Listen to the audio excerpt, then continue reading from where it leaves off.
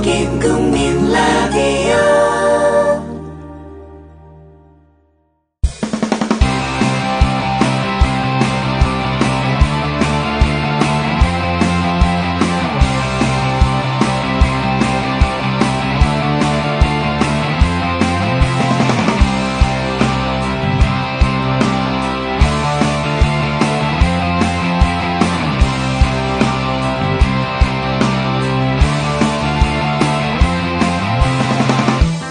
네, 청취자 여러분들 안녕하십니까. 김종대 정옥식의 진짜 안보 6월 25일 방송 시작하겠습니다. 저는 진행을 맡고 있는 평화네트워크의 정옥식이고요. 그러고 보니까 오늘이 6월 25일 그 한국 전쟁이 발발한 지 64년째가 되는 날이네요. 네, 이제 휴전선 일대에서 남북한 사이의 총성이 멈춘 지는 지금 60여 년 가까이 이렇게 지나고 있는데요. 근데 안타깝게도 며칠 전에 이 전방초소에서 총성이 들렸고 그 와중에 12명의 사상자가 발생하는 이런 어떤 또 참사가 벌어졌습니다. 그래서 이 세월호 참사의 충격이 채 가시기도 전에 전방에서 또 꽃다운 이 청춘들이 목숨을 잃고 또 다친 분들이 있고 또 이 사건을 계기로 해서 군대 내 여러 가지 군복무의 실태에 대한 또 최근에 또 뭐 관심병사 이런 문제들에 대한 어떤 국민들의 관심들이 굉장히 높아지고 있습니다. 그래서 오늘 진짜 안보에서는 이런 어떤 문제들 그 22사단 그 GOP에서 발생한 총기 사고의 원인과 경위 그리고 이런 어떤 그 사고가 계속 잊혀질만 하면 발생하는 어떤 근본적인 원인들은 무엇인지 그리고 참사가 재발되는 걸 막기 위해서는 어떤 제도적인 또 의식적인 개선이 필요한지 이런 부분들을 좀 종합적으로 짚어보는 그런 시간을 갖도록 하겠습니다.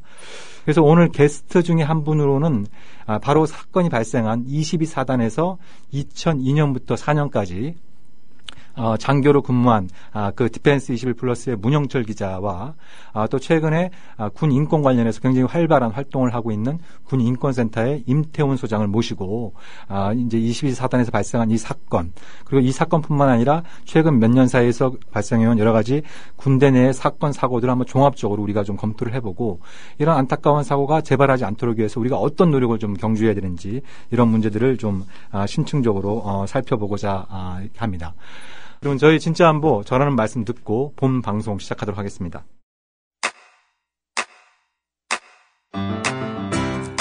국민 라디오 지지하는 4가지 방법 아시나요? 다운로드하기, 별점 주기, 댓글 달기, 구독하기. 국민 라디오를 보다 많은 이들에게 전할 수 있는 가장 손쉬운 방법. 다운로드하기, 별점 주기, 댓글 달기, 구독하기. 잊지 마세요. 다운로드하기, 별점 주기, 댓글 달기, 구독하기.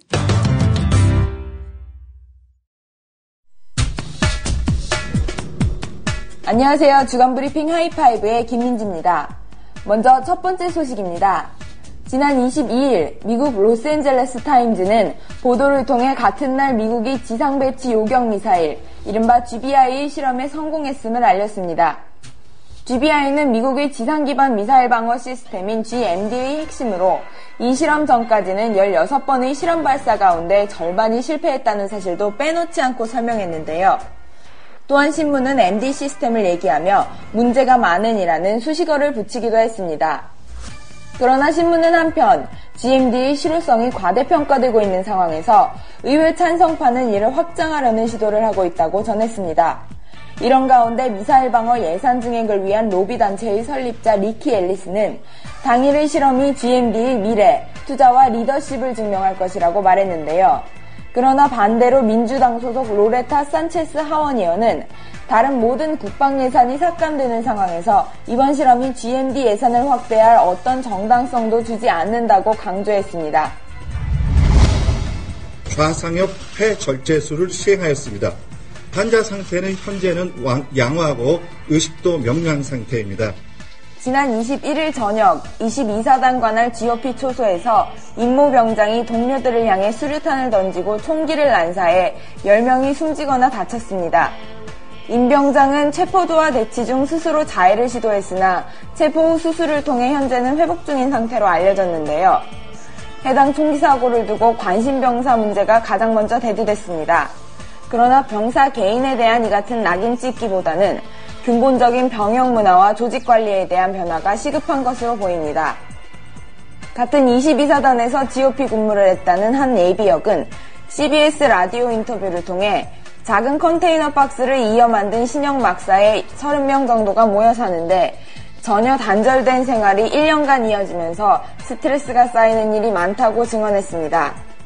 따라서 경계 근무를 통한 육체적 피로는 물론 폐쇄적인 생활을 불러오는 스트레스를 관리하기 위해 군에서 하는 노력이나 군 문화 등에 대한 전반적인 검토가 필요한 것으로 보인다는 의견입니다. 北朝鮮側は拉致被害者及び拉致の疑いが排除されない 스웨덴 스톡홀름에서 북한과 일본의 합의가 있은 지 한 달 만에 일본인들이 성묘를 위해 북한을 방문하게 됐습니다. 2차 세계대전 당시 북한에서 숨진 일본인들의 유족 9명이 이달 26일 북한을 방문할 예정인데요. 이들은 다음 달 3일까지 평양과 함경도 등에서 성묘하고 다음 달 중순 일본에서 방북 보고회를 열 계획입니다. 이 밖에도 안토니오 이노키 등 일본 야당 의원 6명이 다음 달 방북할 예정이라고 밝혔습니다. 이들은 개성공단과 평양시내 스포츠 시설을 시찰할 예정이며 강석주 북한 노동당 비서와 회담할 가능성이 있다고 하는데요. 북일 합의 이후 양국은 납북 일본인 재조사와 제재 해제 등에 합의하는 등 관계 개선을 위한 움직임의 속도를 내왔기에 이 같은 방북이 양국 관계에 미칠 영향이 주목되고 있습니다. We're investing in the shared capabilities and technologies and missile defenses that allow our forces to operate and succeed together.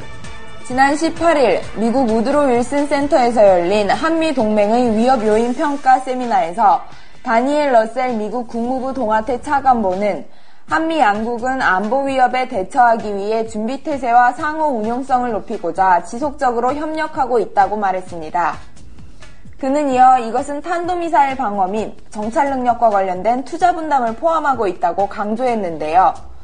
미 국무부 고위 당국자가 한미 간 MD 투자 분담을 공개적으로 거론한 것은 이례적으로 한국을 MD 체제에 편입시키려는 압박 수위를 높이고 있는 움직임과 맞물려 주목됩니다. 또한 그는 지난 2월 체결된 제9차 한미 방위비 분담 특별협정에 대해 양국이 헌신하고 있다는 증거라고 평가했는데요. 이어 북핵 문제와 관련해서는 북한이 과거의 비핵화 약속을 이행하고 국제적 의무를 준수하는 것 외에 대안이 없도록 선택지를 좁히는 것이 전략이라며 기존의 대북 제재 태도를 지속하겠다는 뜻을 내비쳤습니다. 이상 주간 브리핑 하이파이브의 김민지였습니다.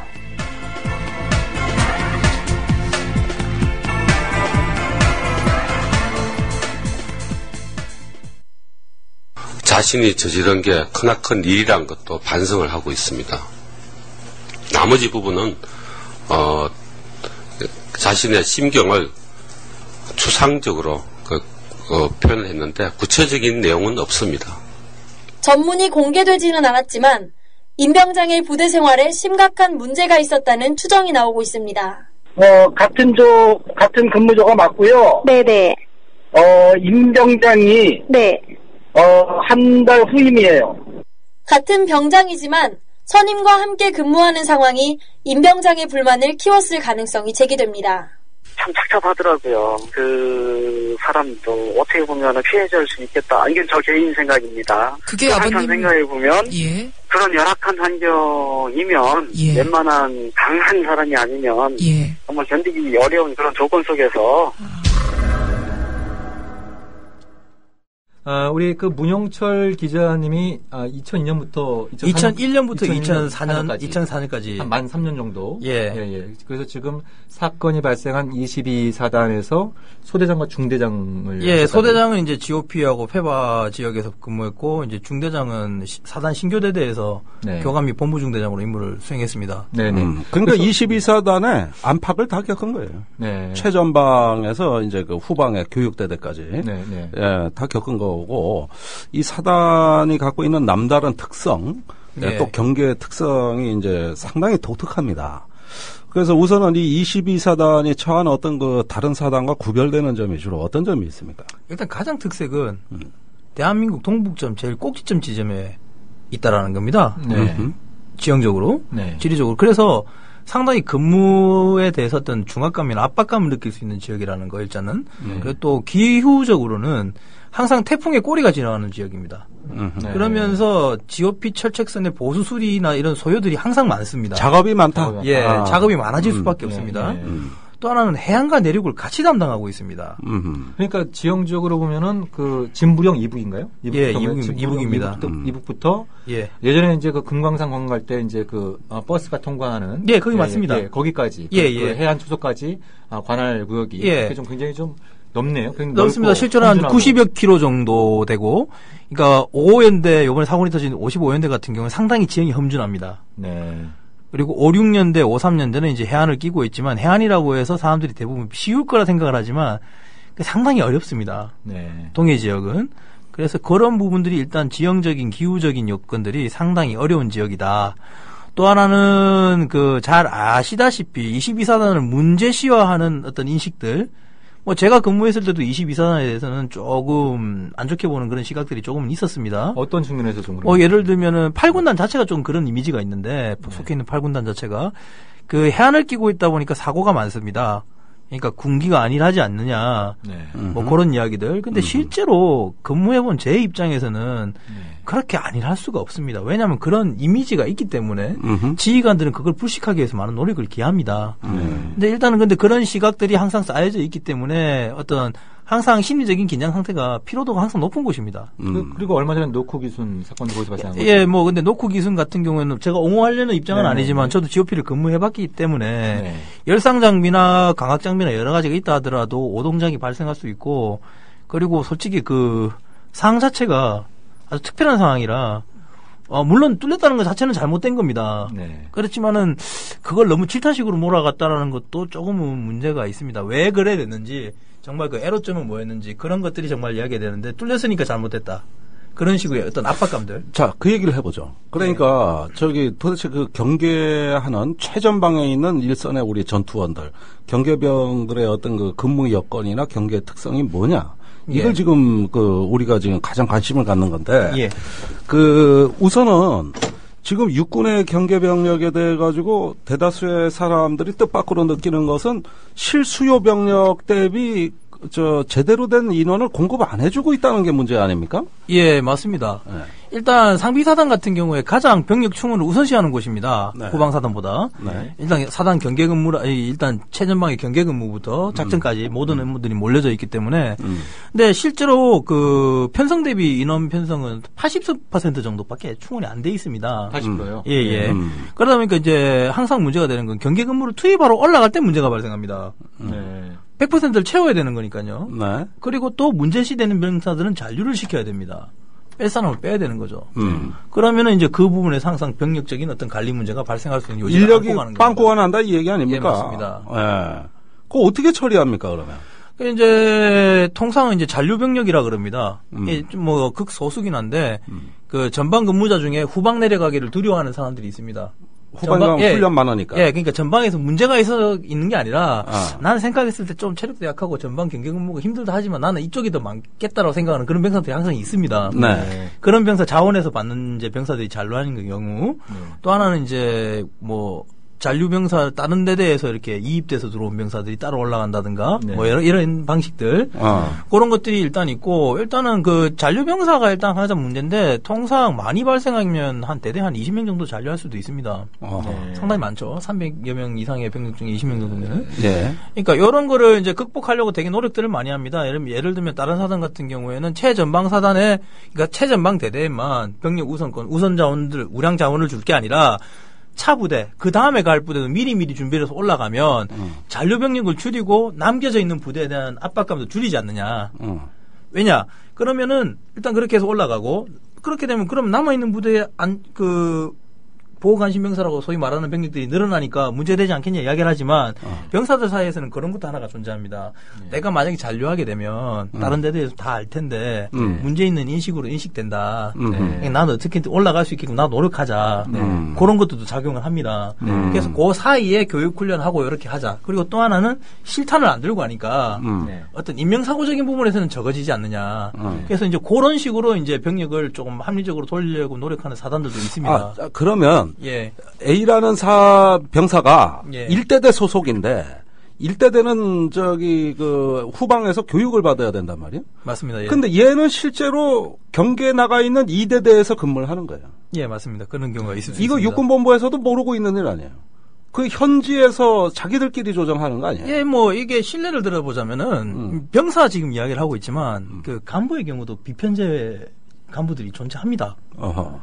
예를 들면 이제 22사단에 누구라고 이야기를 하기를 좀 애매한데 그 12중대 1소대장으로 내려갔는데 육군본부 명령이면 육군본부는 그렇게 알고 있습니다. 근데 실제 대대에서나 연대에서는 이 친구 어디로 가 있냐면 9중대 3소대장으로 가 있는 겁니다. 네. 간부인데 간부 편제를 비편제로 지금 쓰고 있다라는 거죠. 육군 중위, 육군 소위를. 자, 그러면 육군 검열 들어오면 야, 너 그 중대 가서 가 있어. 간부 때 지금 다 정리해서 자기 중대 가는 겁니다. 상급부대가 알겠습니까? 돌려막긴 건가요? 예. 예. 그러니까 이제 병력 수가 부족하다 보니까 이제 병력뿐만 아니라 이제 장교들도 예. 그렇다는 거죠. 예. 인사관리 문제가 근본적으로 조금 아니란 부분이 있지 않느냐는 부분입니다. 어떻게 보면 굉장히 문란해 보이는 어떤 그 현상이기도 해요. 네. 예, 그런데 이렇게 막 섞이다 보면 원소속 부대 자기 정체성이 있는데. 맞습니다. 타 부대하고 섞이면 갈등이 일어나는 거 아닙니까? 발생합니다. 여기서 어떤 반목과 갈등, 그 다음에 여러 가지 어떤 그 불상사가 발생할 소지가 있습니다. 커지는 거 아닙니까? 예. 예. 이런 게 전방에서 일어나고 있다는 거예요. 지금 얘기는. 예. 그렇죠. 그리고 육군본부에서 이걸 다 관리하고 통제를 못해. 예. 병력을 적게 줘놨기 때문에 현장에서 지들끼리 막 섞여. 이랬을 때 대부분 옛날에도 강력 사건이 많이 일어날 때가 부대 통폐합이 될 때입니다. 네. 이때가 맞습니다. 예. 사고가 반드시 터진단 말이죠. 네. 새로운 부대가 생기거나 어떤 부대가 해체돼서 통합되거나 네. 이때 서열만 정하는데도 한 달 이상 걸려요.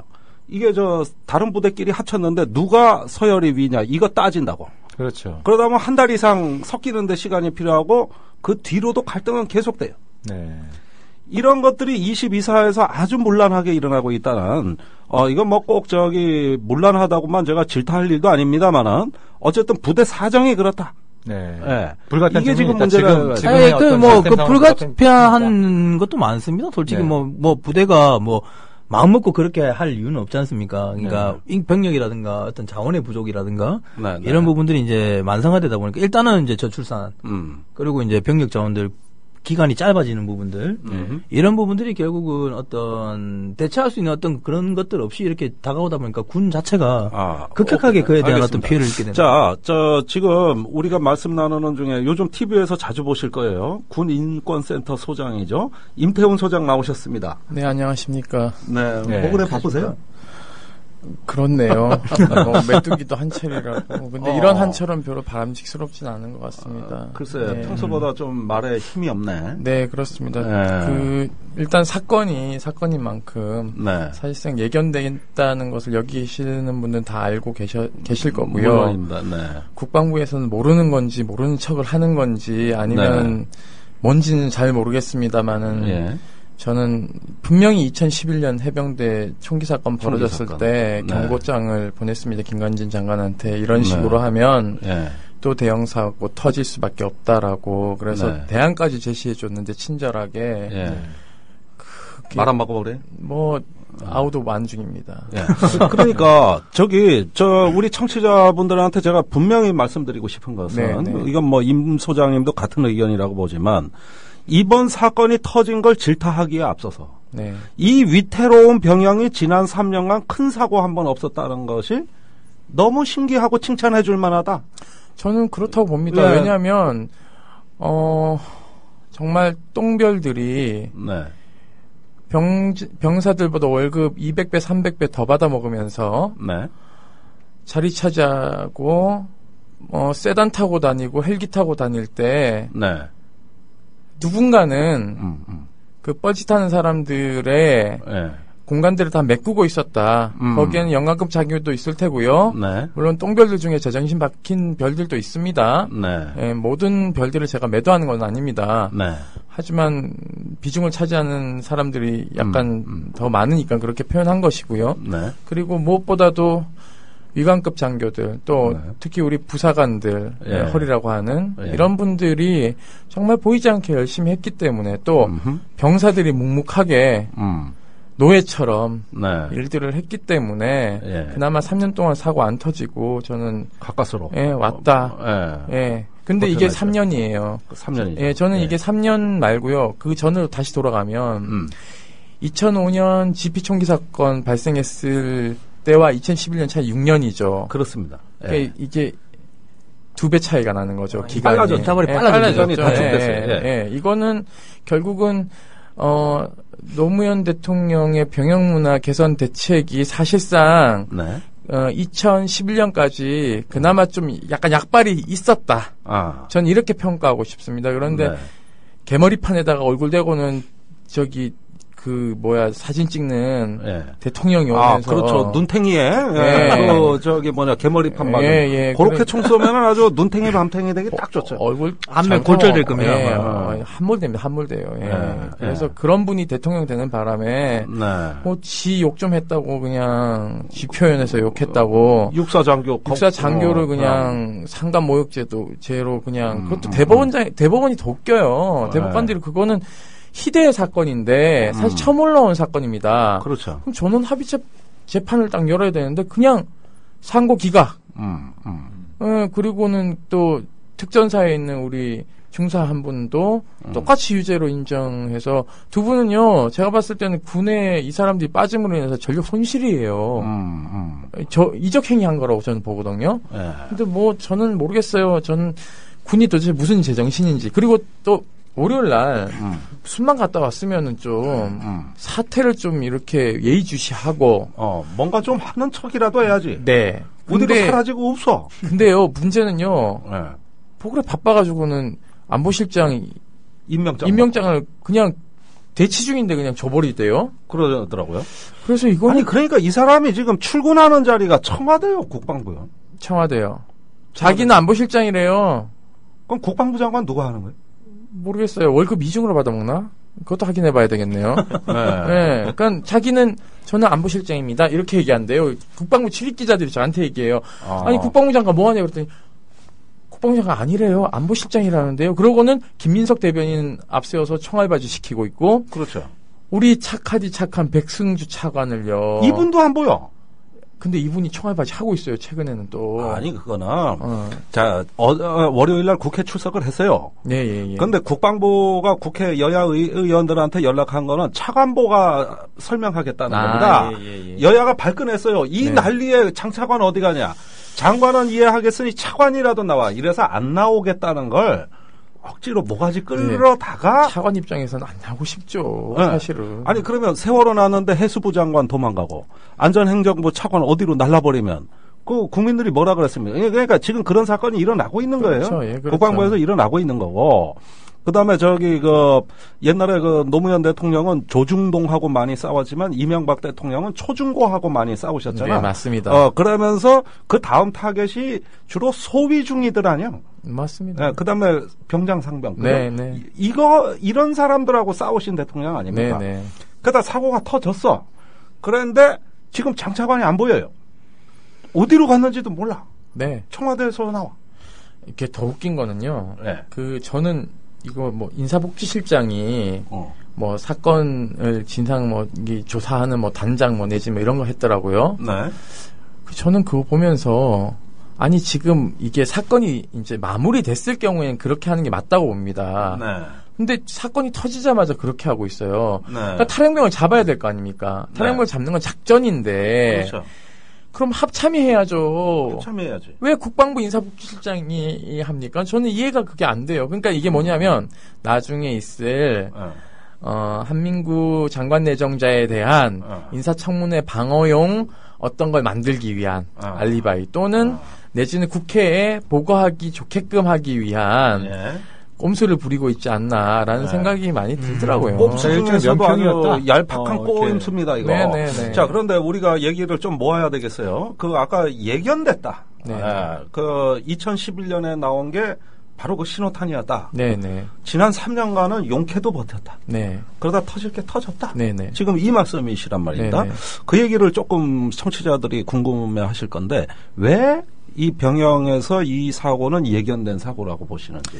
2011년 사건이 발생했을 당시에 저희가 대안으로 제시한 게 병영 생활 상담관 다 계약직으로 못 뽑으니까 제발 부대 옆에 있는 학교들이 있어요. 초중고 고등학교 다 있습니다. 부대 옆에는요. 그러면 거기 가시면 학생 생활 상담관이 다 상주하고 계세요. 그렇죠. 그러니까 교육부하고 MOU 체결을 해요. 그러면은 정기적으로 가서 상담 받을 수 있거든요. 그러니까는 그러면은 병영생활 상담관이 컨트롤 역할을 해주면 되는 겁니다. 사단에 한 명 있는 양반이. 그럼 이 부대는 여기를 정기적으로 내무반 단위로 어떻게 끊어서 가라. 간부들도 좀 간부들 가야 된다고 생각해요. 간부들 가야 됩니다. 예. 간부들 스트레스 지수가요. 이루 말할 수 없고 초급 간부들 탈영 비율도 갈수록 늘어나고 있고요. 아니 요즘 자살자는 주로 간부 자살도요. 나 가지고 이거 이상해 죽겠어. 원사 상사 중대장. 그래서요. 그 심리가 왜곡돼서요. 영관급 달아봤자 자폐적 성향밖에 안 보입니다. 나중에 그래서 별 달면요. 지가 거기 왕이에요.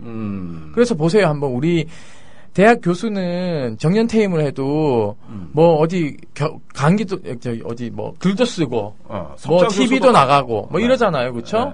뭐 기자들도 마찬가지고요. 보면은 뭐 관공서도 뭐 그렇게 뭐 간피하 가기도 하긴 하지만 장군들은요, 전역하면 별로 할 게 없어요. 뭐 합니까? 다 방산업체 로비스트 내지는 뭐 이런 거 하고 있어요. 그러니까는 별로 할 줄 아는 게 없습니다. 뭐냐면은 세단 타고 다녀, 헬기 타고 다녀, 그 옆에 맨날 부관들. 부관 끼고 다녀, 그러니까 핸드폰 문자 사용하는 거 보면 신기해요. 그러니까 그것도 최근에 핸드폰이나 페이스북에 요즘 많이 배운 거지 얼마 전까지만 해도 집에 전화를 못했어요. 자기 손으로 전화를 해본 적이 없어요. 그렇구나. 다 당번병에 해줬다고. 주민등록번호 자기 거도 몰라. 집 주소 자기 거도 몰라. 그러니까 시청 앞에 딱 한 번 지하철 타면은 집을 못 찾아온다 이겁니다. 그러니까 지하철을 타본 적이 없어. 이게 미국 이런 장군들이 한둘이 아니었어요. 미국 장군들은요 퇴근할 때 지하철에서 볼 수 있거든요. 그분들은 근무가 아니기 때문에 퇴근할 때 자연스럽게 갑니다, 그렇게. 근데 우리는 뭐 그게 아니에요. 별 하나 달면은요. 제가 계룡대에서 옛날에 그 육해공군 해병대 교관들 인권교육을 2박 3일 했어요. 그래서 이제 밤에 이제 강의 끝나고 이렇게 바람 쐬러 로비에 딱 나왔는데 운전병이 대기하고 있더라고요. 성판이 하나 있고. 근데 원스타가 약간 술이 취해가지고는요, 운전병한테 막 욕을 하고, 그러더라고요. 그래서 내가 가가지고는 한판 붙으려고 하는데 뒤에 국방부 관계자가 이러시면 절대 안 됩니다. 이러고 말렸어요. 이러시면 안 됩니다. 그래서 손님 이러시면 안 됩니다. 근데 문제는요, 자기가 술 먹으러 왔는데, 술 먹는 게 일이 아니잖아요. 왜 그러면 운전병이 거기에 대기하고 있어야 됩니까? 이것도 잘못됐어요. 심지어는요, 운전병을 그냥 마트에 장 보는데 부인 따라 보내고, 뭐, 자기 어머니 어디 병원 가는데, 차 쓰게 하고. 애들 학교 등교시키고. 노비예요, 노비. 그리고, 심지어 뭐. 그런 게 지금도, 최근에도 전혀 되는 게 없습니다. 이거 더 심한 거는요. 옛날 얘기가 아니군요. 아니에요. 전방 가면요. 찜질방에 이렇게 누워있으면요. 한 무대기의 여성들이 왔다 갔다 합니다. 그러면 들어보면요. 이렇게 얘기해요. 야, 군수야. 야, 인사야. 이렇게 얘기해요. 이게 뭐냐면, 사단장 부인이, 군수참모 부인을, 야, 군수야. 인사참모 부인을, 야, 인사야. 이렇게 불러요. 그래서 우리는 이런 말도 하잖아요. 사단장 부인은 군단장이다. 이렇게 얘기를 해요. 거기서 모든 인사가 결정이 된다. 그래서 이거는요, 우리 군 이렇게 지금 사고 터졌으면요, 장군들 어떻게 해야 되냐면요, 내 스스로 개혁하겠다. 나의 월급 삭감시켜달라. 병사들, 나 골프 안 쳐도 좋으니까, 우리 GOP 부대 먼저, 체력단련장, 만들어보자. 이런 얘기한 장군들이 나와야지 정상입니다. 경영시설 현대화 해주자. 그럼요. 그리고 더 웃긴 거는요, 22사단이, 나는 정말 희한한데, 진돗개를 22사단에만 했어요. 8군단, 8군단 전역이 아니고, 그리고, 팔군단장이 가야죠, 현장에. 그러니까 내가, 야, 22산단장, 저리 가라 그랬다. 나하고 얘기하자, 임병장. 뭔 문제냐. 나 무장해제하고 들어가겠다. 나하고 그냥 허심탄회하게 얘기하자. 라고 왜 못합니까? 아니, 그러니까. 그냥 쇼라도 할 수 있을 것 같아요. 그러면. 그건 쇼가 아니지. 그 다음에 저기 내가 보니까 이번에 임병장이 전역 3개월 남겨놨더라고. 네네. 사단장이 육사 40기인데 보직을 4개월 남겨놓고 있더라고. 네. 육사 40기 잘 나가는 자원이에요. 네. 그러니까 나갈 사단장하고 나갈 병사였어요. 네. 그런데 이 40기 사단장이 이걸 갖다가 이제 관리를 하는데 이번에 콘도 부근에서 대치하다 마지막에 건거했지 않습니까? 그게 명파리에서요. 네. 5km 떨어진 곳이에요. 네. 그러니까 콘도인데 말씀하시는 네, 그러니까 이게 지금 10km를 이동했다가 네. 검거는 명파리에서 다시 5km까지 내려와서 네. 했거든요. 그건 저는 도대체 이해가 안 되는 게 저지선은 어떻게 형성을 했고 그리고 더 웃긴 건 저지 차단선을 제 생각에는 간성읍에 시외터미널이 있으니까 남쪽으로 도망갈 거라 생각하고 1차선을 남쪽으로 잡았던 것 같습니다. 근데 도주 방향이 반대쪽으로 갔으니까. 예. 그렇군요. 그래서 처음에 월북할지도 모른다 이런 얘기도 있었어요, 사실은. 예. 그러니까 저는 2시간 반 동안 언론에 알리지 않은 것도 가장 큰 문제다. 이게 군의 고질적인 병폐 중에 하나인데요. 자체적으로 해결하지 말라고 그만큼 얘기하고 있습니다. 그런데 또 자체적으로 항상 해결하려고 지들이 어떻게 해결해? 수사도 못해요. 이 사단 헌병대 가보세요. 수사관 하나 둘 이렇게 있어요. 사건 별로 없습니다. 몰라요. 근데 빵 터지면은요. 우왕좌왕 현장 보전 엉망 해병대 총기 사건 벌어졌을 때 거기 현장 통제하러 들어간 간부가 전역을 했어요. 저한테 페이스북으로 이제 제보를 한 거죠. 저 그때 들어갔을 때 현장 보전 안 되고 이런 거 다 보존 안 하고 다 밟고 다니고 표시도 안 해놓고 엉망진창이었대요. 그러니까는 이번에도 사실상 잘했는지 좀 봐야 돼요. 물론 육군 중앙수사단이 얼마만큼 빨리 들어갔는지 모르겠지만 당일날 안 들어갔어요. 초동 대응이 얼마나 부실했는지 좀 봐야 될 것 같고요. 그리고 언론에 알려서 세월호 사건도 터졌으니까 여러분 탈영병을 만났을 때는 이렇게 대응하셔야 됩니다. 절대 이렇게 하시면 안 됩니다. 라는 요령 수칙을 알려주는 게 맞죠. 그렇죠. 제가 근무했을 때 한 번도 그런 거 대민에 알리거나 해본 적이 없습니다. 저도 그 근무를 3년 정도 했었지만은 또 보면 대민 관계가 그렇게 원활한 지역도 또 아니거든요. 22사단지. 왜 그렇습니까? 그러니까 군도 노력을 하긴 하지만은 일단은 기본적으로는 오랫동안 그 지역이 관광지인데다가 업 지역입니다. 이게 군 작전하고 상충하게 되면 민간인들은 조금 거리감을 벌일 수밖에 없죠. 바가지 요금도 있고 여러 가지 이런 걸 또 군이 안 좋게 본다. 제가 근무할 때는 사단장님이 이렇게 군인들 홀대하는데 나가서 돈 쓰지 말라고 외출해봐 금지한 적도 있습니다. 민간인들 보기 싫다 이거죠. 그러니까 이제 군수님 찾아오시고 해가지고 이건 좀 경제적으로 힘들다 좀 좋게 풀자 이런 그런 번복들도 있는 지역이라서 알았어요. 관광지가 아니라 관광지입니다. 이거 잘 해야 되고. 그 다시 좀 얘기에 초점을 좀 맞춰서요. 이번에 임모병장이 관심사병이어서 그래서 사실 저도 예전에 간혹 그런 얘기를 들어봤습니다만 옛날에 우리 군생활할 땐 고문관 이런 표현들을 많이 쓰지 않았습니까? 예. 그게 이제 공식적 용어로 이제 관심사병이라는 표현이 좀 나오고 있는데 우리 임 소장님께서도 이 제도의 문제점을 예전부터 좀 많이 좀 지적을 해오신 걸로 알고 있고. 네, 사실 폐지하자 그랬죠. 폐지. 왜냐하면 2005년도 실태조사 해보니까요. 사실은 이것 때문에 좀, 너무 낙인 찍는 게 있어요. 그러니까 너무, 이게 제도 취지는 좋아요. 예를 들어서, 조기에 문제를 발견해서, 악성 사고를 일으키지 않도록, 미연에 방지하자. 이게 좋은데, 문제는 이게 고문관하고 연결이 돼버리니까요. 이게 이제 말만 바뀐 거예요. 그러니까 인식 자체가. 그러니까는 이제, 낙인 찍기가, 공식적으로 더 좋아버리는 상황이 발생하는 거죠.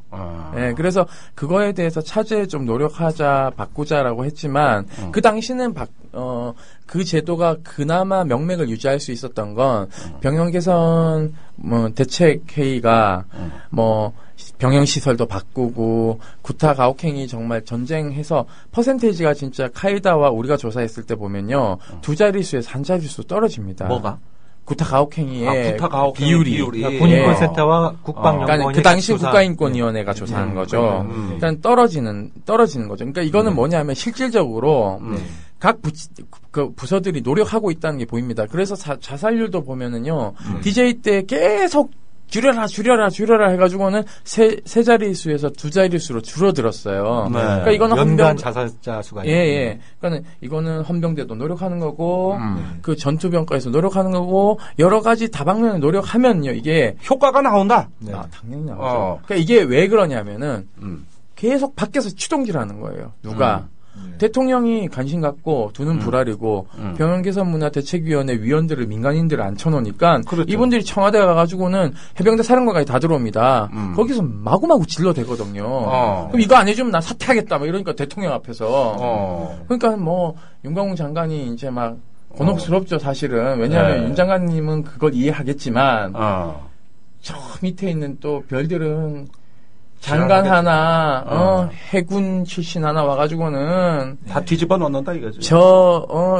심지어 그러잖아. 노무현 대통령 사진 보고는 돌아앉아가지고, 꼴보기 싫다 그러고, 뭐, 대통령 뭐 나오면은, 돌아앉아있는 사단장들이 그때 얼마나 많았습니까? 맞습니다. 예, 그러니까 무슨 정조가, 임금 등극하니까, 노론이, 그렇죠. 사도세자 아들이라 그러니까 저놈의 새끼 저거 막 이러고는 죽이려고 그러고 이랬잖아요. 전 그거의 재판이라고 봅니다.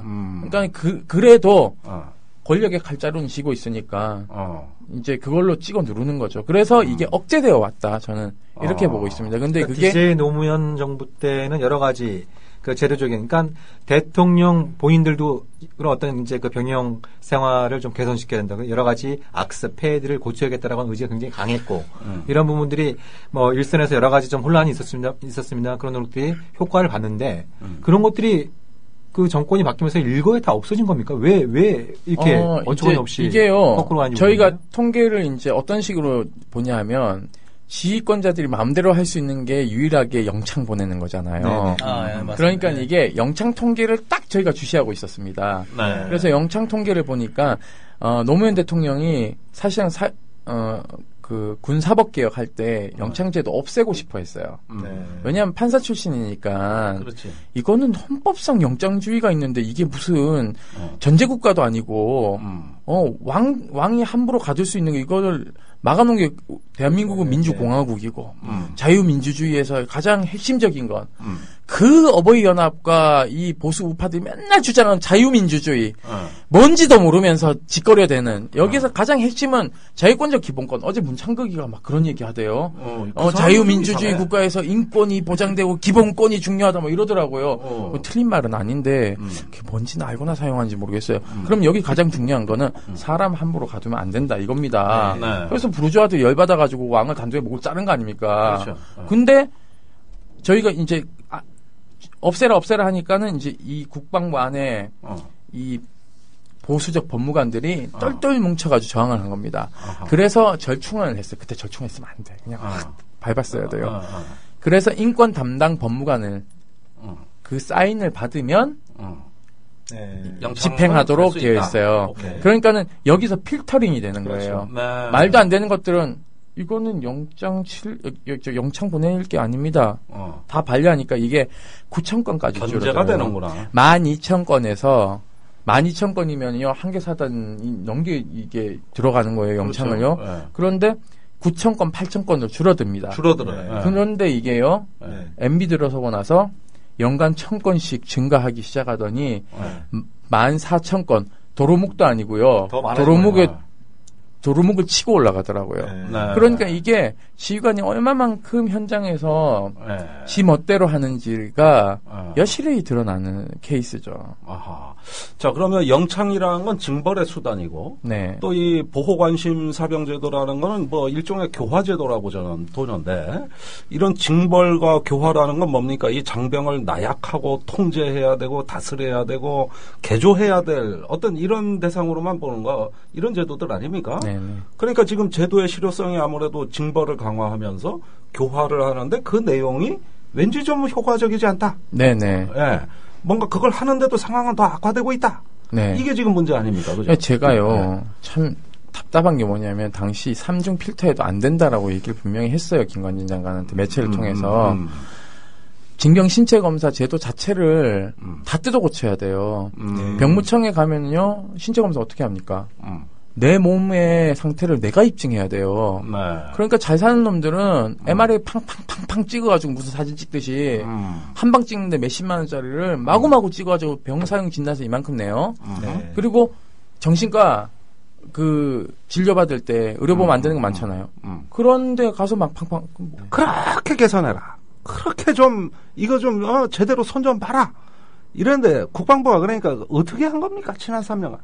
지난 3년간 그냥 대강-대충 했죠. 네. 그러니까 뭐 병무청도 사실은 외청으로 이제 저는 거기 청장이 3스타들이 나중에 전역에서 가잖아요. 그렇죠. 전 문민화해야 된다고 봅니다. 전 차제에 국방부 장관도 문민화 시켜야 되고요. 네. 그 국민들은 국방부 장관이 전투하는지 알아요. 작전하고 뭐 이러는지 아는데 합참의장이 군령권을 가지고 있죠. 그러니까 그런 걸 이해를 못해요. 제가 네. 그래서 저희 군인권센터가 최근에 그 국방부 장관 문민화하자는 글을 올렸더니 거기에 나라를 이제 북조선에다가 넘기려고 하고 있다. 니들이 인권을 빙자해가지고는 종북 세력들 그러면서는 난리가 난 적이 있거든요. 그러니까 인권이란 말만 나오면 몸서리 치는 데가 주로 북한하고 우리 군이네.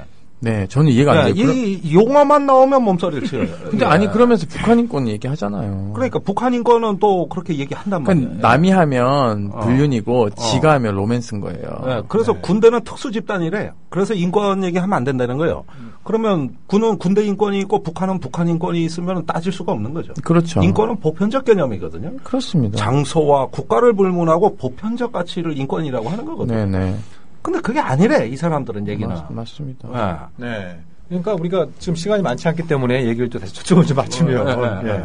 관심사병 얘기가 잠깐 나왔습니다만 우리 임태훈 소장께서 생각하시기에 이 제도의 가장 큰 문제점은 뭔지 먼저 그거부터 좀 명확하게 좀 지적을 해주시죠. 저는요 일단 전문가가 이것을 진단하지 않는다. 네. 전문가가. 네. 그러니까 예를 들면 임상 심리사라는 심리 전공자. 네. 그다음에 정신과 전문의. 그러니까 저는 군의관들도 사실상 좀 뭐 문제가 많아서요. 그 외부에 있는 정신과 그 의사들이 좀 동원돼야 된다고 봅니다. 이런 사람들이 이제 판단을 해야 되는데요. 이게 문제는 대대에 이런 병력이 있으면 외부에다가 도움 요청하면 사고 안 나요. 그러니까 도와주세요. 라는 전화가 가끔씩 옵니다. 저희한테. 그래서 가보면은 상태가 정말 안 좋아요.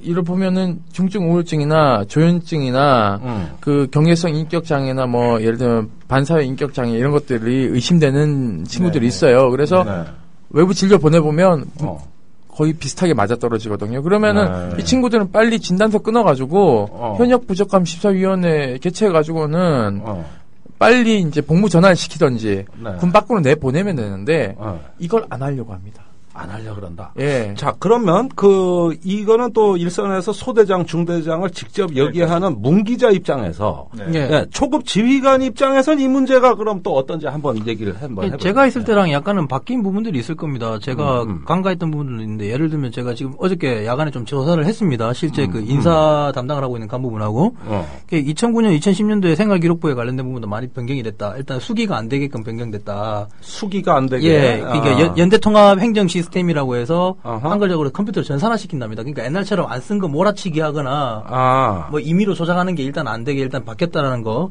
일단 그런 게 하나가 있고 그리고 그 224문항이라고 해서 추가적으로 또 조사하는 게 또 되게 많나요? 예. 그리고 부대마다 다르지만 A, B, C로 단순하게 나누는 게 아니다. 이건 뭐 노력하는 부대 이야기입니다.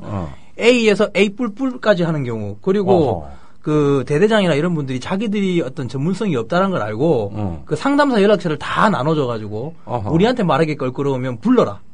그렇게 해서 이제 실제로 병사가 불러가지고 그 문제를 해결했던 그런 케이스 이런 경우도 있긴 있는데 일단은 지휘관들 입장에서는 이런 부분이 부담일 겁니다.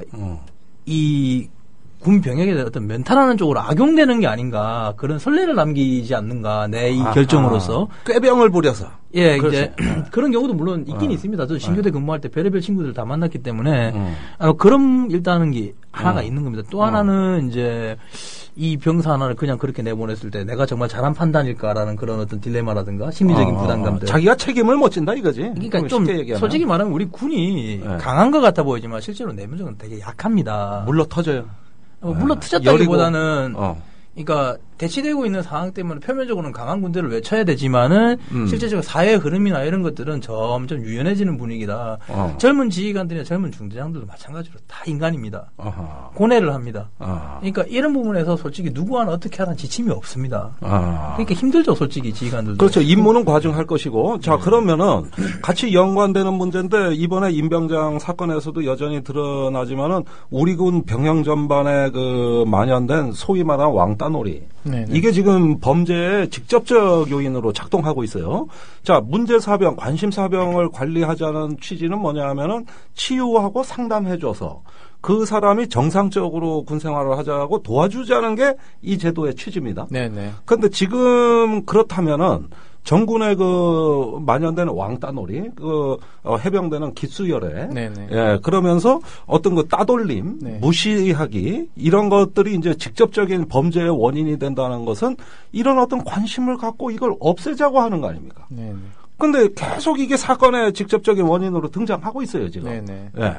이게 왜 이렇게 되는 거냐? 일단 인식의 문제인 것 같습니다. 아까 말씀했지만은 그 징별과 교화의 대상이라는 말씀을 하셨는데 이 보호관심병사 한번 기원을 한번 살펴볼 필요가 분명히 저는 있다고 생각을 합니다. 일단은 그 거슬러 올라가면 이게 그 병사들이 고학력이 되거나 이제 저출산으로 해서 한 자녀 요 있기 이전까지는 주로 뭐였습니까? 일단은 그 정치적 성향 가지고 이제 탄압을 했었죠. 네. 이제 그런 문화들이 어디서 그거 지금도 있어요. 예, 전혀 없지는 않겠지만 예전보다는 많아요. 예. 이제 제가 말씀을 드렸지만 그 군대 교육과 국민 교육이라는 차원에서 이제 다카노 교수가 쓴 책이 있습니다. 이 제국 육해군 학교 연구라는 책인데 여기서 상당히 재미난 부분이 나옵니다. 일본이 1930년대 병력이 부족 현상이 벌어집니다. 정신 박약 병사를 입대를 시켜요. 정상적으로 군대로 들어오면 안 되는. 지금 우리 모습하고 약간 비슷하죠. 그러니까 정신 박약이든 뭐든 어쨌든 간에 사회생활에는 문제는 없지만 군인으로서 데리고 가기에는 조금 제한이 있는 사람들이 들어오게 된 여지가 있게 된 겁니다. 지금 사회 자체가. 이제 그러다 보니까 군인들 기본적인 생각이 이거를 보호해주고 교육을 시키고 양성하게 해서 진짜 건전한 부분을 어떻게 우리가 좀 치유를 해주라는 생각보다는 간부도 일단 직업군인입니다. 직업의 안정성을 생각을 하는 부분도 당연히 있을 수밖에 없는데 자기 면책적인 부분을 먼저 생각할 수밖에 없는 겁니다. 이제 이런 부분들이 있다라는 겁니다. 그러니까 일본군의 일본군 용어하고 비슷합니다. 문제병사 또는 상위병사 또 그리고 일본의 그 문제병사 취득 신강이라는 이런 자료들을 보더라도 운동권, 학생운동했더니 학생운동은 아니지만 그 당시 이제 자익, 공산당 그리고 조선인의 취급 양식 뭐 이런 것들 특수충을 이미 나눠버리는 거죠. 그러니까 이런 게 어떻게 보면은 우리 사회가 그런 어떤 기원이나 문제점이 어떤 거에서 기원했는지 또는 유사성은 없는지 과거에서 어떤 문제점을 우리가 도출할 수 있는지에 대한 부분에 연구는 없이 표면적인 부분 쉽게 이야기하면 내과수를 해야 되는데 내과수를 안 하고 그냥 외과에 아까쟁기 바르고 끝나는 겁니다. 이런 심리한 어떤 논의나 연구들이 지금 이제부터 70년이 지났지만 해방이 이제라도 해야 되지 않느냐 저는 그런 생각이 좀 듭니다. 자 그러면 이런 어떤 그 악습이랄까 이게 징병제 국가 그것도 어떤 한국과 같은 징병제 국가에서만 나타나는 아주 독특한 현상이라고 저는 보는데. 그렇죠. 이제 러시아군 같은 경우도 이런 유사한 사례가 상당히 많았죠. 연간 1000명 이상이 의문사라든가 구타 폭행으로 죽고. 그러니까 러시아 정부에서 2010년부터 러시아 군을 징모병제로 전환시키겠다. 90% 가까이 모병제로 전환하겠다. 뭐 이걸 이제 발사계 개혁이라고도 이야기하는데 왜 발사계 개혁이냐면 제정 러시아부터 지금 현재까지 러시아군은 그 발사계라는 걸 썼습니다. 양말이 지급이 안 되고. 그러니까 러시아군 규정이 군복은 45초 내내 완료할 것. 그러니까 이게 하나의 꼬투리가 됩니다. 구조리에.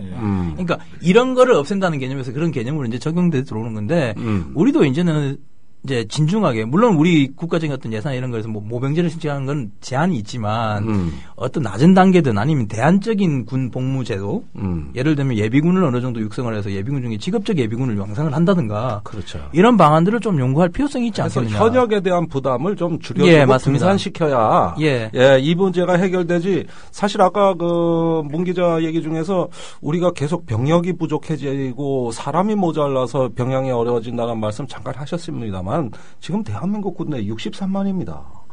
예, 제일 많을 때가 70만이었어요. 그럼 방위병 제도를 폐지하면 일시적으로 늘어난 병력이지 대체적으로는 65만에서 63만 수준을 유지해 왔다고 봐야 됩니다. 이거는 뭐 한국군이 한국전쟁 이래로 거의 일정하게 유지해 온 거예요. 그렇다면 왜 갑자기 병력이 부족하냐 이겁니다. 옛날에는 이거보다 뭐 많은 것도 아니고 단지 병력 자원 중에 일부 부적응자가 이제 들어오는 게 좀 문제가 됐다는 거거든요. 그런데 진짜 병력이 부족한 것은 부대 창설이 주범이죠. 예, 별하별 부대를 마구마구 양산하고 만들어 오니까. 맞습니다. 비전투 부대들을 많이 육성하는 것도 상당히 문제가 되겠죠. 그렇죠. 국방어학원 들어보셨습니까? 좀 슬림할 필요가 있는데. 예, 다이어트를 좀 해야 됩니다. 그러니까 이제 문제는요. 저는 이제 그 인식의 문제 있게 하셨는데, 저는 모병제로 가기 전 단계에서 지금 현재 징병제에서 이러한 비민주적이고 반인권적이고 문민 통제되지 않은 군을 좀 개혁하지 않고 이게 모병제로 가면요 폐해점이 많이 드러날 거라고 생각합니다. 일단은 우리는 뭐 일제 36년 이후에 일제 잔재 청산 안 된 것들 그리고 그것으로 인해서 우리 군대가 친일파들이 다 장악하고 거기에서 남았던 이 악습들이 그러니까 소위 말해 조센징에게 가했던 그 악습들이 그대로 자국민들한테 가해지는 상황이 발생했고요. 그것이 여전히 그 군의 군기를 확립시키기 위해서 합리화되는 구조를 가지고 있다는 것이죠. 그리고 또 하나는 병사들을 자원이라고 지칭하는 것 자체도 굉장히 잘못된 물건으로 생각하는. 예, 그냥 하나 부속품입니다. 얘는 죽거나 다치거나 이러면 얘 빼가지고는 다른 애 붙이면 된다는 식의 이런 사고들. 손실보충이라는 단어도 네, 그러니까요. 예, 정비. 저는 뭐 군생활할 때 네. 하루 예를 들어 3박 4일 훈련하고 저는 방이었기 때문에 3박 4일 훈련한다면 하루 정비해라. 세상에. 그럼 방이라는 것까지 밝히고 나서 그래요. 저는 그래서 이게 월급의 정상화. 저는 이것의 손실을 결국은 이 존중하는 것, 이게 군인의 존엄성을 확보하는 것은요, 그만큼의 가치 있게끔 거기에 대한 페이를 주는 거라고 생각합니다. 그래서 저는 여야가 공히 약속한 거 빨리 40만 원 올렸으면 좋겠다는 게 제 생각이고요. 또 하나는 문민통제 강화해야 돼요. 사실은 이 독일식 국방감독관 제도, 이 뭐 문재인 후보 대선 공약이기도 했고, 그 공약을 사실 제가 만들어서 밀어넣긴 했습니다만은. 뭐 또 그런 미사가 있네, 그래. 네. 제가 밀어 넣었어요. 아무튼. 그래서 받으시더라고요. 받더라고요. 예, 그래서 참 다행이라고 생각했는데. 그러니까 이런 것들이 의회 산하에 만들어져서, 그럼 대통령이 누가 돼도 상관이 없거든요. 의회 산하에 있게 되면요. 그렇죠. 권한은 독일식으로 가자. 24시간 어디든지 통보하지 않고. 마패 꺼내듯이 암행어사 출도요. 문 딱 열고 들어가서 조사할 수 있는 거. 이건 인권 침해뿐만 아니라 복지, 인사가 정식 많거든요. 이것도 다 조사하게끔 되어 있습니다. 독일은. 그래서 이런 식으로 문민 통제를 가해야지만이 그 다음에 모병제를 생각할 때지. 이 모병제 자칫 잘못하게 되면은 그리고 또 하나 지적하고 싶은 거는 우리 지금 부사관들 있잖아요. 이거 병사화되고 있어요. 예, 적체화되니까 그렇죠. 예, 이게 뭐냐면 이게 부사관을요. 특히 육사 출신들이 어떻게 바라보냐면요. 병 취급합니다. 네. 일반 사병. 네, 이거 준사관이거든요. 사실 엄밀하게 그렇죠. 얘기하면. 그리고 이게 허리예요. 부사관들은. 그렇죠. 그러니까 장교들은 이동을 하지만 부사관은 거기 딱 거의 붙박이처럼 있기 때문에 전쟁에 있어서 전쟁이 발발하거나 이러면은 사실 장교들도 이 사람들하고 협업이 굉장히 중요합니다. 미군 같은 경우에는 부사관들 그렇게 취급하지 않거든요. 부사관들 파워가 강하죠. 뭐 어떤 이직이나 이런 게 부사관들 회의 결과 이거는 힘들다고 생각됩니다. 건의들이 있습니다. 근데 우리는 부사관들요 그냥 뭐 이렇게 나이 많은 병사 이렇게 취급하는 거예요. 그게 굉장히 잘못된 건데 미군은 장교 특히 지휘관은 미래 전투를 기획하는 사람이고 부대 관리라든가 병원 즉 어떤 그 하나의 사람을 관리하는 건 부사관한테 많은 재량과 전문성을 부여하고 있단 말입니다. 네, 그렇습니다. 근데 우리는 전부 소대장, 중대장 책임이에요. 그러니까 제도적인 개선이 좀 필요하다고 생각이 드는 게 뭐냐면 예를 들면 이런 겁니다. 부사관들은 내가 그냥 부사관으로 끝난다는 인식을 줘버리면 누구든 발전 가능성이 희망을 생각 안 합니다. 그러니까 일본 자위대를 한번 보게 되면 자위대는 병력 구조를 참 재미나게 하는 게 초급 장교 절 뽑습니다. 그럼 그거 뭘로 메꾸니 하면 우수 부사관들이 올라가는 겁니다. 일정 계급까지 올라갈 수 있게끔 정년 내에. 그래야 나도 연관 장교까지는 최소한 노력하면 소령까지는 가요. 내 시작은 부사관이지만 나도 연관 장교까지 올라갈 수 있구나. 그러면 이게 계급제가 아니라 신분제고만. 네, 맞습니다. 신분제. 그러니까 육사 출신이 성골이고 뭐 이렇게 육두품도 속하지 않는 거예요. 그러니까는 저는 차주의 부사관 학교를 좀 2년제로 현재를 강화할 필요가 있다. 그러니까 이제 지금 사관 학교들이 4년제라면 그렇게 해서 양질의 부사관들이 나와야지만이 사실은 그들이 말하는 안보가 진짜 튼튼해지는 건데요. 이 사람들은 무슨 생각을 가지고 있는지 도저히 모르겠어요. 그러니까 이게 참 병영 내에서도 이런 언급이 금기사항인데 이렇게 어떤 병영의 현실이 점점 악화되고 어려워지고 있다는 걸 이 사람들이 알고는 있습니다. 이게 어떤 북한에 대해서 언젠가 전쟁 억지력, 우리나라의 어떤 국방력에 있어 중요한 어떤 결함이자 위기가 될 수 있다는 사실도 압니다. 이 사람들이. 쉬쉬하는 거죠. 계속 지금까지 은폐하고. 근데 저는 국방부에 엑스맨이 있는 것 같아요. 그건 뭔 소리예요? 아니, 그렇지 않고서 어떻게 이런 식으로 끌고 가요? 정책을? 그러니까 북한의 스파잉가 있지 않을까라는 의심도 많이 해봤어요. 그래서, 적대적 공범자들 비슷하게 그러니까 니네하고 우리하고 대충 이렇게 가가지고는 짜고 쳐야지만이 안보 논리에서 돈 벌어먹고 사는 인간들이 많아지니까 그냥 그렇게 엑스맨 놀이를 하고 있는 거 아닌가라는 생각도 저는 좀 하게 됩니다. 예, 그러니까 지금 많이 화가 나서 하시는 말씀이에요. 그렇죠. 우리가 아니요, 저는 화가 나서 하는 얘기 아니에요. 진짜 저는 고민해봐야 될 게 의료 체계 바꾸자라는 얘기를 수십 번 했어요. 수십 번 했죠. 그럼 장병의 건강권이 훼손되면 누구에게 이득이에요? 그들의 논리로 얘기하면? 그렇죠. 아니 그러니까 다 일리 있는데 그럼 왜 이런 현실이 방치되느냐 하는 게 어쨌든 징병제에서 자원을 거의 공짜로 얻고 있단 말입니다. 아까 그 자원이란 말 문제 있다 그랬는데 나도 쓰네. 그런데 공짜로 준 자원은 반드시 낭비하게 돼 있습니다. 귀한 줄 모릅니다. 공짜로 뭘 얻게 되면은 아무래도 낭비합니다. 지금 그런 존재가 우리나라 병사들입니다. 월급 10만 원. 사실 거의 공짜입니다. 그렇죠. 이렇게 해서 받은 자원을 귀하게 써서 이 귀중한 자원을 소중하게 지속적으로 써먹는 게 아니고 쓰고 버리고 무슨 일회용 반창고처럼 말이에요. 낭비하고 있는 거죠, 낭비. 그 FX 사업, 저는 좀 절반으로 예산 줄여도 된다고 생각해요. 오를 것 같던데? 그러니까 예를 들어서 사병 급여를 지금보다 한 두세 배. 사병이 아니라 병사 또는 장병을 병이란 말은 폐지됐어요. 정확하게 얘기하면 병. 그러니까 병 급여를 지금보다 한 두세 배 올려도 연간 추가되는 예산이 제가 보니까 1조 원 안팎 정도밖에 안 되더라고요. 그러니까 말씀하신 것처럼 대형 무기 도입 사업을 좀 조정을 하면 이제 병들의 급여를 현실화하는 건 충분히 가능한 이런 그리고 장군 관심이 없다는 게 문제인 것 같아요. 아니 지금 우리나라의 대령이 2,700명입니다. 그런데 전투지기에 보임된 대령이 300명밖에 안 돼요. 고위직 인플레이션. 나머지 2,400명은 교육, 파견, 각종 해외 근무, 지원, 행정입니다. 그런데 이렇게 많이 남아도는 대령들의 인건비 정도면은 이 문제가 해결이 되는 거죠. 그 위에 말고 장군들이 또 있는데 장군들 경우 우리나라 휴전선에 일렬로 세우면 500m마다 장군 한 명입니다. 500m마다 한 명씩. 500m마다. 그러니까 무슨 일이 생기냐? 사단사령부, 군단사령부, 군사령부, 그 다음에 직할부대 사령부, 하도 사령부가 많아가지고 사령부 천국인데 제가 오늘 세보니까 전방경계에 관련된 사령부만 24개더라고. 우리 동부전선, 서부전선에. 사령부만 24개예요. 그러니까 일하는 놈은 전방에서 빈혈로 쓰러지는데 위에서 지시하는 놈은 왜 이래 많아? 그래가지고 우리가 대대작전을 할 때 관여할 수 있는 장군 별수가 100개예요. 합창까지. 그 100개 별이 와글와글해서 일선의 전투부대 작전에 관여한단 말입니다. 그런데 그것도 또 골 때리는 게 합참의장은 전투력을 증강하라고 지시가 내려오는데 참모총장은 사고 예방하라고 지시가 내려옵니다. 두 개가 무슨 될 거 아닙니까? 합참의장 지시를 이행하려면 사격훈련을 열심히 해야 돼. 그런데 실탄 사격 훈련하면 총기 사고가 날지 모른다고 참모총장은 이거 줄이라는 겁니다. 누구 명령을 따라야 됩니까? 아이고, 육군 참모총장 말 따라야죠. 그러니까 총기 피탈 당하면 안전 측면이니까 그거 당하지 말라고 총기 피탈 방지끈이라 해서 야상끈 빼가지고 묶어가지고 탄띠에 그렇게 하는데 교육훈련 철저히 하라 그러면은 그거 말고 어떻게 대응사격합니까? 그러니까 엉성하게 이 두 가지.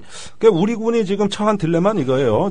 전투 발전과 사고 예방이라는 두 가지 사이에서 우리나라 지휘관들이 몹시 흔들리고 있다는 겁니다. 길을 잃고. 그런데 정권에 따라서 어떨 때는 사고 예방 쪽으로 우우 몰려가다가 보수 정권이 되니까 좌파 정부다 가고 저번엔 잘못된 거라 그러니까 이번엔 전투 발전 쪽으로 우우 몰려다니다가 아이 그럼 지휘관이 두 가지 다 균형 있게 봐야지 어떻게 한쪽만 신경을 씁니까? 네. 말도 안 되는 짓거리를 해본 거예요. 그러니까 말씀을 밑에 보고 바꾸라고 하는 게 아니라 위가 바뀌어야 됩니다. 상부 구조가 바뀌어야 돼요. 그러니까 미군들 상부 구조를 바꾸는 데 있어서 지금 일관되게 강조되는 것이 어떤 문민 통제, 네. 군의 민주화, 군의 그 인권 의식의 함양 이런 부분들이 이제 굉장히 중요한 부분이고. 지금 청취자 여러분들께서 그래서 한번 군대 특집을 한번 좀 다뤘으면 좋겠다 이런 또 이제 요청도 있습니다만 우리가 지금 시간이 굉장히 제한되어 있어요. 예, 제한되어 있고 그래서 오늘 그 방송의 본 주제로 다시 한번 좀 돌아가서 아까 일부 때 우리 임태훈 선생님께서 중요한 말씀하셨어요. 2011년에 그런 사고가 발생했을 때 해병대에서 총기 사고가 발생했을 때 여러 가지 어떤 제도 개선책을 요청을 했고 요구를 했고 그리고 이제 그 관심병사와 관련된 문제에서도 주변에 있는 학교에 있는 그런 어떤 상담사들을 활용할 수 있는 그런 어떤 방법들도 좀 찾을 수 있다 이렇게 말씀을 하셨는데 근데 어찌됐든 지금 안타까운 참사가 발생을 했습니다. 네네. 그래서 지금 또 이것도 그냥 어설프게 넘어갔다가는 또 이런 또 사고가 얼마든지 또 재발될 수 있다라는 이런 어떤 측면에서 볼 때 지금 당장 필요한 어떤 그 개선책 개혁 방안 이런 부분들은 좀 어떤 게 있는지 좀 짚어주시면 좋을 것 같아요. 우리 군인 복무교육을 보면은요, 외부에다가 문제 해결을 요청해서는 아니 된다라고 되어 있어요. 극도로 폐쇄적이죠. 예. 네, 그러니까 군인 복무교육 25조 한 4항 정도 될 겁니다. 네. 그렇기 때문에 이거를 요청하면요, 징계를 받게 되어 있어요. 단 법에 정한 방법은 허용해요. 그러니까 예를 들면 국가인권위원회에 진정하는 것, 또는 국민권익위원회에다가 진정하는 것, 이런 것 이외에 소송을 내거나 이런 건 다 정해져 있으니까 청원법에 다 있으니까 그 외에 군인권센터에 전화 걸었다 그러면 나중에 징계 받을 수 있습니다. 그러니까 이걸로 모든 해결 도움책을 다 차단하고 있어요. 그리고 그걸 굉장히 교육을 많이 합니다. 그렇기 때문에 이것부터 저는 좀 없애야 돼. 이거 위헌이에요, 위헌 사실은. 그렇죠. 어디 복무 규율 따위가 헌법에 보장한 권리를 제한해요. 헌법에 분명히 법률로서 제한해야 된다라고 명시하고 있는데요. 이게 군이 그렇죠. 헌법에 군림하는 대표적 사례거든요. 네. 그러니까 두 번의 쿠데타 일으켜가지고는요, 그 항소에 쩔어가지고 지금 거의 마취 상태인 것 같아요. 거기에 그 딸까지 그냥 대통령이 돼가지고. 그러니까 인성검사 받으셔야 돼, 이분들. 내가 보기에는 문재 장관, 문재 총리 관심 대통령이에요. 그러니까 인성검사는 이분들이 받으시고 뭔가 이거 상담을 받으셔야 된다 이겁니다. 지금 어디로 사라진 국방장관부터 해가지고 이거 엑스맨 게임도 아니고 말이지. 이거 지금 내가 보기에는 상당히 지금 우리가 시한폭탄을 안고 사는 방향으로 점점 가고 있어요. 농담삼아 하는 말이지만 우리의 주적은 간부다라는 말을 많이 하지 않습니까? 요즘도 조금 느끼는 부분. 그건 누가 주로 하는 말이에요? 병사들이 일반 병영생활 내에서 많이 합니다. 병들이. 우리의 주적은 간부다. 이거 참. 그냥 웃어 넘기기에는 굉장히 씁쓸한 현실이 아닐 수 없는데요. 예. 자, 그러면 같은 질문을 한번 우리 문 기자한테도 하겠습니다. 한 1분 내로 짧게 개선 방향. 일단 지금 나오는 것들이 전부 다 미시적인 것들입니다. 팍팍팍 보이는 것들.